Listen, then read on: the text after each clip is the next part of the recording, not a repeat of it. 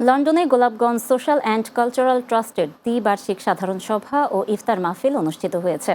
সভায় নবনির্বাচিত board of directors কমিটির সদস্যদের নাম ঘোষণা করা হয়। লন্ডন ব্যুরো চিফ চৌধুরী মোরাদের প্রতিবেদনে বিস্তারিত। পূর্ব লন্ডনের চিলড্রেন এডুকেশন সেন্টারে গোলাপগঞ্জ সোশ্যাল অ্যান্ড কালচারাল ট্রাস্টের দ্বিবার্ষিক সাধারণ সভা ও ইফতার মাহফিল অনুষ্ঠিত হয়েছে। এ সভায় নবনির্বাচিত বোর্ড অফ ডিরেক্টর্স কমিটির সদস্যদের নাম ঘোষণা করা হয়। আমাদের গোলাপগঞ্জ সোশ্যাল অ্যান্ড কালচারাল ট্রাস্টের বিজেএম আছে।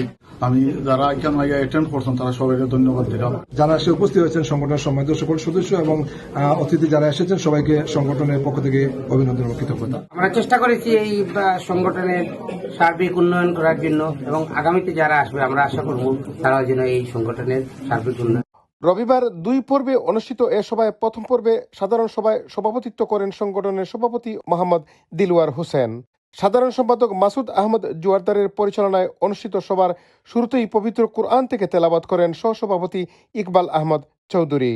আমরা যে বোর্ডটা এটা তাদের নাম ঘোষণা হবে আর আগামী 1 তারিখ তারা অভিষেক করবো, পূর্ণাঙ্গ কমিটি করা হইব।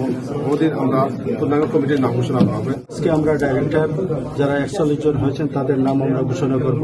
সকলের সহযোগিতায় আমরা এই সুন্দর পরিবেশটা আমরা নিয়ে আসছি। Actually, Golapganj Social and Cultural Trust has been amazingly all the participants they are complying.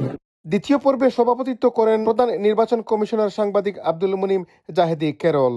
অন্যতম কমিশনার সাইয়াদ আহমদ সাদের পরিচালনায় এতে বক্তব্য রাখেন আরেক নির্বাচন commissioner Salimuddin Chakladar. Tower Hamlets কাউন্সিলের লেবার দলীয় leader councillor Sirajul Islam, Westminster councillor লেখক আব্দুল আজিজ তকি, টাওয়ার হ্যামলেটস কাউন্সিলের সাবেক স্পিকার খালিসউদ্দিন আহমদ, আহবাব হোসেন, কাউন্সিলর ফারুক মাহফুজ, বীর মুক্তিযোদ্ধা ফয়জুর রহমান খান, সাবেক কাউন্সিলর তারিক খান, শাহ সুহেল আমিন সহ সংগঠনের অনেক নেতৃবৃন্দ। Chowdhury Morad, Bangla TV news, London.